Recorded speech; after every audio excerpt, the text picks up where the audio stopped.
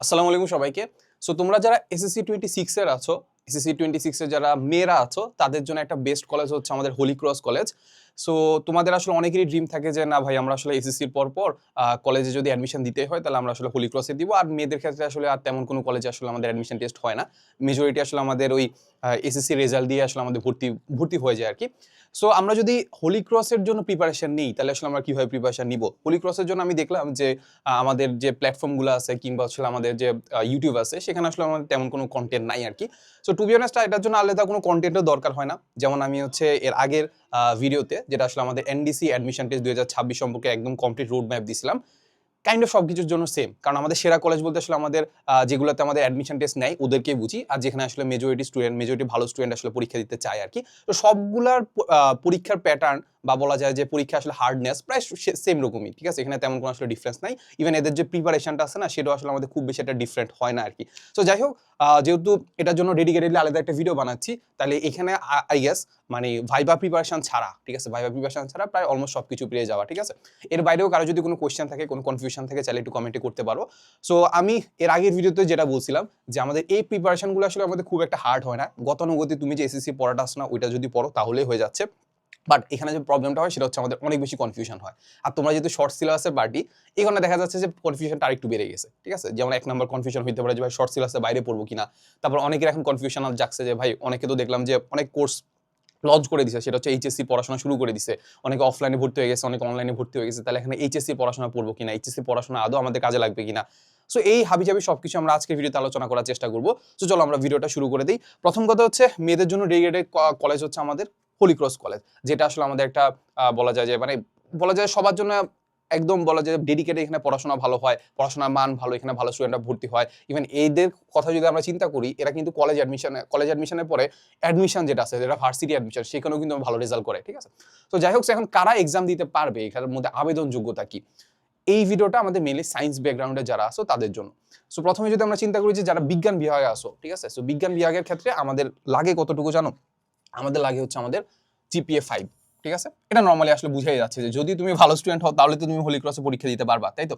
এখন এইটার সাথে অনেকের একটা কনফিউশন থাকে যে ভাই এইটাতে কি আমার হায়ার ম্যাথ থেকে এ প্লাস লাগে কিনা, ঠিক আছে, বা বায়োলজি থেকে এ প্লাস লাগে কিনা।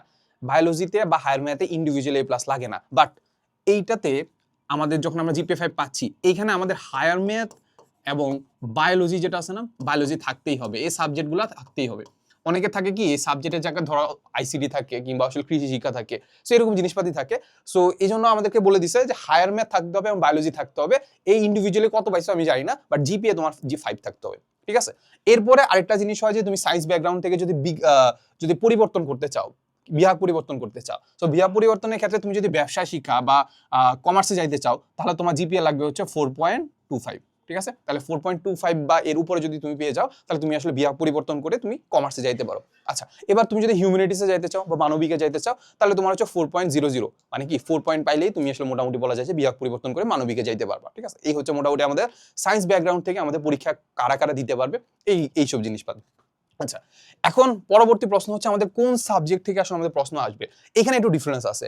আমরা বাকি কলেজগুলো থেকে এটা একটা ডিফারেন্স আছে, সেটা হচ্ছে আমাদের সাধারণ জ্ঞান আসে বা জেনারেল নলেজ আসে, ঠিক আছে।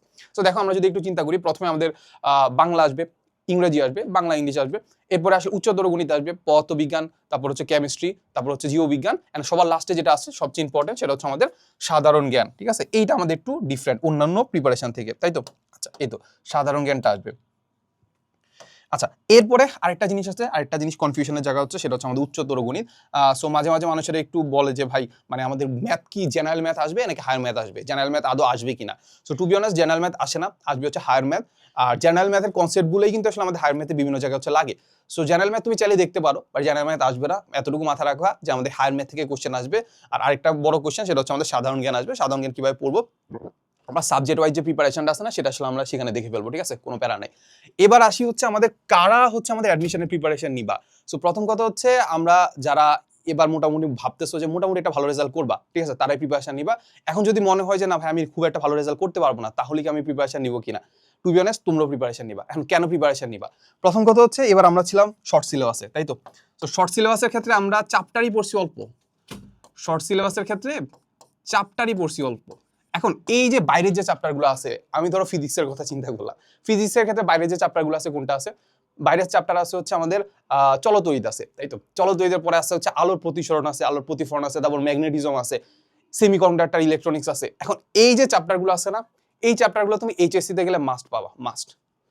এইগুলা নিয়ে আলাদা একটা চ্যাপ্টারই থাকবে। এন্ড তুমি হয়তোবা এখন ওই ব্যাপারটা বুঝতে পারতেছো না যে আসলে আমাদের এইচএসসি সিলেবাসটা আসলে কত বড়। এইচএসসি তে যখন যাবা, কোন একটা চ্যাপ্টার যখন ধরবা না, ওই একটা চ্যাপ্টার তোমার শেষ করতে 1 মাস কিংবা 1.5 মাস লাগতে পারে। ইভেন তোমার যদি বেসিক ভালো না থাকে প্রথম থেকে, তাহলে দেখবা যে ফিজিক্সের একটা চ্যাপ্টার তুমি সারা বছরও শেষ করতে পারবা না।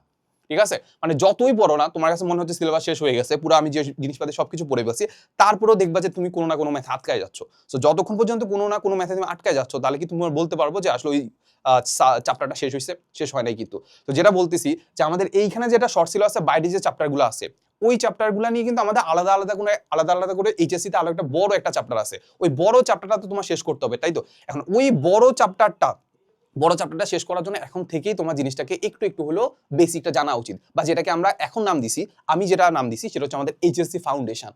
এইচএসসি ফাউন্ডেশন কি? শর্ট সিলেবাসের বাইরের চ্যাপ্টারগুলোতে তুমি যাতে আসলে মানে কি বলবো, মানে একটু পিছিয়ে পিছায় না থাকো, বা ওইটা করতে গিয়ে তুমি যাতে এমন মনে না হয় যে এটা তো আমি এসএসসি তে পড়েই নাই, তাহলে এখানে তো আমি জীবনেও পারবো না, এটা যাতে তোমার মনে না হয়, তাহলে এখন থেকে কি করতে হবে? এইচএসসি পড়াশোনাটাকে একটু আগায় রাখতে হবে। ইভেন তুমি যে চ্যাপ্টারগুলো পড়ছো, যেগুলো শর্ট সিলেবাসের আন্ডারে পড়তেছে, ওই শর্ট সিলেবাসের পার্টটুকুও কিন্তু তোমার আসলে আমাদের এইচএসসিটা একটু আগায় রাখা উচিত, কারণ আমাদের টাইম আছে 2 মাস বা 1.5 মাসের মতো, 2.5 মাসের মতো টাইম আছে। তাহলে এই মাসের মাঝখানে আমরা কি করবো বলতো? আমরা আসলে এইচএসসির ফাউন্ডেশনটা একটু কমপ্লিট করার চেষ্টা করবো। আর আবার আরেকটা জিনিস বলি, যেটা বলতেছিলাম যে তোমরা হয়তোবা চিন্তা করতেছো তুমি এসএসসি তে A+ পাবা না, তুমি হয়তোবা আসলে এখানে বসতেই পারবা না, হোলি ক্রসে বসতেই পারবা না। এখন তুমি আমাকে বলো তো, আমি যদি আমি যদি এই 2 মাস বা 2.5 মাস একটু ঘোরাফেরা বা হচ্ছে একদম ফুর্তি না করে, যদি একটু শর্ট সিলেবাসের পার্টটুকুই যদি আমি যদি একটু রিভিশন দিতে থাকি, কিংবা যারা আসলে ভালো স্টুডেন্ট আছে, যারা হোলি ক্রসে পড়তেছে, তাদের সাথেই যদি হোলি ক্রসে পড়বে সামনে, তাদের সাথে যদি একটু প্রিপারেশন নেই, আমার কি বেসিকটা আরো স্ট্রং হবে কিনা? আমি কি আদৌ ভালো স্টুডেন্টের দিকে আগাবো কিনা? কিংবা আমার প্রিপারেশন বা আমার যে পড়াশোনার যে স্ট্র্যাটেজিটা, সেটা ভালো হবে কিনা? এখন তুমি আমাকে বলো তো, তুমি হোলি ক্রসে কেন ভর্তি হইতে চাও? কারণ হোলি ক্রসে ভর্তি হওয়ার একটা বড় রিজন হচ্ছে সেখানে এনভায়রনমেন্ট ভালো। এখন বলো সেখানে এনভায়রনমেন্ট কিভাবে ভালো? প্রথমত অবশ্যই যে কলেজ অথরিটি তো অবশ্যই ভূমিকা আছে, এর চেয়ে কলেজ অথরিটির চেয়ে আরেকটা বড় ভূমিকা আছে হচ্ছে স্টুডেন্টদের, কারণ ওইখানে স্টুডেন্টরা যায় সব সব ভালো ভালো স্টুডেন্ট। সেরা কলেজগুলার একটা বড় সুযোগ সুবিধা হচ্ছে এটা যে ওইখানে সব ভালো স্টুডেন্টরা যায়। ইভেন আমরা কলেজে যখন যাইতাম, আমি যখন নটরডেম কলেজে ছিলাম, নটরডেম কলেজে যখন স্যাররা যখন বলতো যে তোমাদের কাদের কলেজে স্কুলে রোল 1 ছিল, দেখবা যে বেশিরভাগ মেজরিটি স্টুডেন্ট হচ্ছে রোল 1 বা সামনের দিকে ছিল, কারণ টপাররাই দেখা যাচ্ছে যে ভালো কলেজগুলোতে যায়। সো দেখো এখন তুমি কি চাচ্ছ বলো তো, এই টপারদের মাঝখানে থেকে হোলি ক্রসে যাবা, হোলি ক্রসে যায় দেখবা যে সব টপাররা এখানে পড়তেছে, ওই টপারদের মাঝখানে থেকেই তুমি কি করবা? প্রিপারেশন নেবা। কারণ কি? টপারদের মাঝখানে থাকলে তোমার প্রিপারেশন ভালো হবে, সবার থেকে হেল্প পাবা, তারপর এনভায়রনমেন্টটাই এমন হবে যে তোমার পড়তেই হবে। সেম জিনিসটা তুমি এখন করো না কেন? এখন যারা হোলি ক্রসের জন্য প্রিপারেশন নিচ্ছে, ওরা অবশ্যই ভালো স্টুডেন্ট, ওদের মাঝখানে থেকে তুমি প্রিপারেশনটা নাও না, তোমার বেসিকটা একটু ক্লিয়ার করো না, কিংবা পড়াশোনার যে স্ট্র্যাটেজিটা সেটা সাজাও না, পড়াশোনা যে কিভাবে করতে হয়, ফ্লোটা যেটা আছে সেটা আনো না। সমস্যা কি? সমস্যা তো নাই। তো যেটা বলতেছি যে তুমি যত পড়তেছো, এখন তোমার মনে হইতে পারে যে ভাই আপনি তো বলেন যে আমাদের এই টাইমটা যেটা আছে এটা তো অনেক ভালো একটা ভেকেশন, এটা আসলে আমাদের প্রেশারলেস মানে লাস্ট ভেকেশন। ঠিক আছে, বুঝলাম, বাট ব্যাপারটা তোমাকে বুঝাই। ধরো আমি তো সিভিল ইঞ্জিনিয়ার পাস করে ফেলছি, আমাদের সিভিল ইঞ্জিনিয়ারে একটা জিনিস আছে, যত ধরনের লোড আছে না, যত ধরনের লোড পড়ে, যেমন আসলে লাইভ লোড হইতে পারে, ডেড লোড হইতে পারে, সো এই লোডগুলোকে কি করা হয়? যতটুকু সম্ভব ডিস্ট্রিবিউট করে দেওয়া। ঠিক আছে, ডিস্ট্রিবিউটের মধ্যে আমরা বিমে ডিস্ট্রিবিউট করি, কলামে ডিস্ট্রিবিউট করি, তারপর হচ্ছে ফাউন্ডেশনে ডিস্ট্রিবিউট করি। তো ডিস্ট্রিবিউট করলে ব্যাপারটা আসলে কোনো একটা জিনিসের উপর আলাদা করে লোড পড়ে না। এটা কেন বললাম? দেখো নর্মালি যদি আমরা চিন্তা করি যে আমাদের একটা বিল্ডিং এর সাথে যদি আমাদের পুরো 2 বছরের প্রিপারেশনকে চিন্তা করি, 2 বছর বলতে আমাদের কলেজ লাইফ প্লাস হচ্ছে ধরো এখন আমাদের 2 মাস আছে, এইগুলা যদি প্রিপারেশনটাকে যদি কম্পেয়ার করি, তাহলে দেখো নর্মালি যদি একটা জিনিসের উপর, সাপোজ কলামের উপরে যদি বেশি লোড পড়ে, তাহলে কলামটা ভেঙে যাবে। তাহলে কলামটা যদি ভেঙে যায়, পুরো বিল্ডিংটা ভেঙে যাবে না? পুরো বিল্ডিংটা তো ভেঙে যাবে। বাট নর্মালি ওই লোডটাকে যদি আমি সবগুলা কলামে ডিস্ট্রিবিউট করে দেই, স্ল্যাবে ডিস্ট্রিবিউট করে দেই, তারপর হচ্ছে বিমে ডিস্ট্রিবিউট করে দিই, তাহলে দেখা যাবে যে কোনোটাই কিন্তু ভাঙবে না। কোনোটা যদি না ভাঙে তাহলে টিকে থাকবে। সো এই জিনিসটা তোমাকে আমি বলতেছি, ধরো তুমি চাইলে একটা কাজ করতে পারো যে তোমার হাতে সময় আছে, সাপোজ হচ্ছে 2 বছর, তুমি 2 বছর না পড়ে 1 বছরের পরে বা 1.5 বছরের পরে গিয়ে তুমি আসলে জাস্ট ওই 6 মাস তুমি আসলে সেই পড়াশোনা করছো, মানে একদম মাথায় গামছা বেঁধে পড়াশোনা করছো, এটা তুমি চাইলে করতে পারো। আরেকটা জিনিস করতে পারো, ওই যে মাথায় যে গামছা বাঁধতেছো না, এর আগে তুমি একটা কাজ করো, সেটা হচ্ছে 2 বছরেই পড়াটাকে একদম ডিস্ট্রিবিউট করে ফেলো। পড়াটাকে যদি ডিস্ট্রিবিউট করে ফেলো, প্রতি মাসেই তুমি চাইলে একটা করে ট্যুর দিতে পারবা, প্রতি মাসে তুমি খুব চিল করে পড়াশোনা করতে পারো। এখন তুমি চাইলে চিল করে পড়াশোনা করতে পারো, আর একটা কাজ করতে পারো, তুমি 1.5 বছর চিল করবা, বাকি 6 মাস তুমি আসলে সেই মানেই বলা যায় যে মাথায় গামছা বেঁধে পড়াশোনা করবা। এখন 6 মাসে পড়াশোনা করে তুমি আসলে প্র্যাকটিস কখন করবা? এখানে দেখবা যে এইচএসসি তে ওঠার পরে যতই পড়তেছো সবচেয়ে বেশি ইম্পর্টেন্ট তুমি পরীক্ষার হলে লিখে আসতে পারতেছো কিনা। পরীক্ষার হলে লিখে আসার জন্য তোমার যেটা প্রয়োজন সবচেয়ে বেশি প্র্যাকটিস করা, রিভিশন দেওয়া। এখন তুমি 6 মাসে কয়বার রিভিশন দিবা, নিজেই তো পড়তে পারতেছো না। সো এটা একটু মাথায় রাখবা। তো তুমি কি এটা চাও যে একদম লাস্ট মোমেন্টে যে পরীক্ষার আগের রাতে সারাদিন না ঘুমায় পড়বা, একদম কান্নাকাটি করার মতো অবস্থা, ওইটা চাও? নাকি প্রতিদিন একদম মজা মজা করে হাসি মুখে জাস্ট অল্প কিছু পড়বা, এটা করতে চাও? সো এটাই বললাম যে আমার কাছে পার্সোনালি যেটা মনে হয় তোমাদের যে লোডটা আছে ওটাকে একটু ডিস্ট্রিবিউট করে দাও। এখন তুমি এমনিও পড়বা না অমনিও পড়বা না। যেন আমার টাইমে আমি আসলে কলেজের অ্যাডমিশনের জন্য খুব একটা পড়াশোনা করি নাই, বাট আমি আসলে একটা কোচিং সেন্টারে ভর্তি হয়েছিলাম। ওইখানে যাওয়ার পরে আমি কি করছি জানো, পোলাপানের সাথে আড্ডা দিতাম। আড্ডা দিতে দিতে যখন পরীক্ষা হইতো না, পরীক্ষার সময় একটু পড়া লাগতো, ওই ওটুকি হয়েছে। দেখবা পড়াশোনার ফ্লোটা একটু থাকা ইম্পর্টেন্ট। তুমি 2 মাস যদি না পড়ো, জাস্ট পরীক্ষার আগে কলেজ অ্যাডমিশনের আগে 1 সপ্তাহ বা 2 সপ্তাহ পরে ফুটাই ফেলবা, এটা হবে না, এটা আসতেই পারবে না, ফ্লোতে আসতে পারবে না। সো যেটা করা প্রতিদিন অল্প অল্প করে একটু পড়বা, ঠিক আছে? তো যাই বললাম, যারা কলেজ অ্যাডমিশনের জন্য প্রিপারেশন নিবা, কি বলছি, সবাই প্রিপারেশন নিবা, সবাই একদম খারাপ স্টুডেন্ট হলেও প্রিপারেশন নিবা, ঠিক আছে? আচ্ছা, আর এরপরে আমি আরেকটা জিনিস বলে রাখবো, সেটা হচ্ছে আমাদের শর্ট সিলেবাসের বাইরে প্রশ্ন আসবে কিনা। শর্ট সিলেবাসের বাইরে প্রশ্ন আসবে না, বাট আসার সম্ভাবনা 1% হলেও আছে। শর্ট সিলেবাসের বাইরে আসার সম্ভাবনা 1%ও আছে, ঠিক আছে? তো যেটা বলতেছি, তো এটা নিয়ে খুব একটা প্যারা নেওয়ার কিছু নাই। এটার থেকে যদি তুমি আনসারও না করো, কিংবা আরো কিছু যদি আনসার না করো, তারপরে তুমি দেখবা যে টিকে যাবা। তোমার যেগুলো পারা উচিত, যেগুলো একদম সহজ কোশ্চেন, ওইগুলো যদি পারো, তাহলে তুমি আসলে ইনশাআল্লাহ চান্স পেয়ে যাবা। এটা নিয়ে কোনো প্যারা নাই। বাট আমি যেটা বললাম যে এখন থেকে একটু হইলেও শর্ট সিলেবাসের বাইরে জিনিসগুলো একটু পড়া শুরু করো। এটা তোমার এইচএসসি তে কাজে লাগবে। তুমি হয়তো হোলি ক্রস তোমার টার্গেটই না, সমস্যা নাই। এইচএসসি তে কি করবা, এইচএসসির জন্য পড়াশোনা করতেছো, সমস্যা কি? সমস্যা নয়। এইচএসসি আর পরে হচ্ছে তোমার অ্যাডমিশন, সবকিছু আসলে মাথায় রাখতে হবে। সবকিছু কি করতে হবে, মাথায় রাখতে হবে। আর এই 2 বছর এইচএসসি যে 2 বছর, এটা আসলে আমাদের নর্মাল 2 বছর না আর কি। এটাকে চিন্তা করতে হবে যে মানুষজন তোমাকে যদি খারাপ বলে, আতেল বলে, কোনো প্যারা নাই, তুমি আতেল হয়ে যাবা। বাট কোন একটা ভালো জায়গায় চান্স পাওয়ার পরে এরপরে তাদেরকে বলবো, হ্যাঁ আমি আতেল ছিলাম। এই যে এখন আমি বলতেছি আমি আতেল ছিলাম, সমস্যা আছে? সমস্যা তো নাই। সো এরপরে আমরা যদি একটু সাবজেক্ট ওয়াইজ প্রিপারেশনের কথা বলি, সাবজেক্ট ওয়াইজ প্রিপারেশনের মাঝখানে আমাদের কি কি সাবজেক্ট আছে? আমরা ফিজিক্স, কেমিস্ট্রি, ম্যাথের কথা যদি আমরা চিন্তা করি, প্রথম কথা হচ্ছে আমরা যদি ফিজিক্সের কথা চিন্তা করি, ফিজিক্স, দেখো ফিজিক্সের ক্ষেত্রে আমাদের সব কিছুর মাঝখানে যেটা লাগে সেটা হচ্ছে আমাদের concept and formula. Concept and formula এখন থেকেই যেসব কনসেপ্ট তুমি বাদ দিছো শর্ট সিলেবাস ভাই, এর বাইরেও যদি এগুলো বাদ দাও তাহলে আর কেমনে কি? যাই হোক, যেই কনসেপ্টগুলোর যেই কনসেপ্টগুলো তুমি বাদ দিছো ওই কনসেপ্টগুলো একটু দেখা শুরু করো। ইভেন আমাদের দেখো, আমাদের একটা গ্রুপ আছে, সেটা হচ্ছে আমাদের free HSC 28 academy two admission preparation. এইখানে কিন্তু আমাদের কলেজ অ্যাডমিশনের যে প্রিপারেশনটা আছে সেটা কিন্তু একদম ফ্রিতে দেওয়া হচ্ছে, একদম ফ্রিতে। সেখানে একদম লাইভ ক্লাস হচ্ছে, প্রতিদিন একদম রুটিন মাফিক একটা লাইভ ক্লাস হচ্ছে, যেখানে রুটিন দেওয়া আছে। সো এখানে দেখবা যে এই রুটিনে একদম লাইভ ক্লাসগুলোর মাঝখানে প্রথমে আমরা যেটা করি সেটা হচ্ছে আমাদের বেসিকটাকে একটু রিভিশন দেওয়াই দিই। তোমাকে পড়াশোনার যে থিওরিটিক্যাল পার্টটা আছে এটাকে আমি একটা রিভিশন করাই দিই। এরপরে যেটা করি বলো তো, আমাদের যে বিগত বছরের যে আমাদের কলেজ অ্যাডমিশনের কোশ্চেনগুলো আছে না, সেটা সলভ করাই দিই। সো প্রথম কথা হচ্ছে, তুমি যদি আমাদের কলেজ অ্যাডমিশনের ক্লাসগুলো যদি করো, তাহলে যেটা দেখতে পাবা যে আমাদের কনসেপ্টটা ক্লিয়ার হচ্ছে। কি হচ্ছে, একদম কনসেপ্টটা ক্লিয়ার হচ্ছে, মানে রিভিশন হচ্ছে। এরপরে কি করতে পারবো, ফর্মুলাগুলোকে আলাদা একটু নোট করা শুরু করে দাও, ফর্মুলাগুলোকে আলাদা একটু ভাবে মুখস্থ করা শুরু করে দাও, ঠিক আছে? যাতে করে পরীক্ষার হলে যাতে তুমি ভুল না করো। এরপরে জাস্ট সিম্পল কথা, এটা করার পরে কি করবা জানো, এটা করার পরে ডিরেক্ট কোশ্চেন ব্যাংক। কি করবা, কোশ্চেন ব্যাংক। তুমি বাজারে যে কোনো ধরনের কোশ্চেন ফলো করতে পারো, বাট আমাদের যে লেকচার নোটগুলো আছে না, এইটা ফলো করলেই হচ্ছে। কি করছে হচ্ছে, লেকচার নোটগুলো ফলো করলেই হচ্ছে। আর সিলেবাসটা কি, সিলেবাসটা এসএসসি সিলেবাস, আর কিছু না। এরপরে কেমিস্ট্রির ক্ষেত্রে মাথায় রাখবা, এটার জন্য আমরা কি করব, এখন থেকেই নোট করা শুরু করবো, যেটাকে আমরা বলি শর্ট নোট।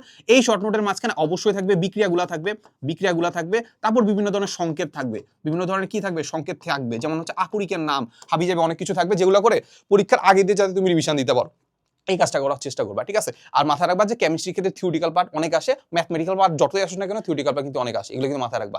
সবচেয়ে বেশি ভুল করবা এটাই, যে মানুষজন একদম ম্যাথ পড়ে যাবে, বাট ম্যাথের চেয়েও বেশি দেখবে যে থিওরিটিক্যাল মুখস্থ জিনিসপাতি বেশি চলে আসছে, ঠিক আছে? এরপরে ম্যাথের ক্ষেত্রে হায়ার ম্যাথের ক্ষেত্রে এটা মাথায় রাখবা, হায়ার ম্যাথের ক্ষেত্রে একদম মেইন বুক।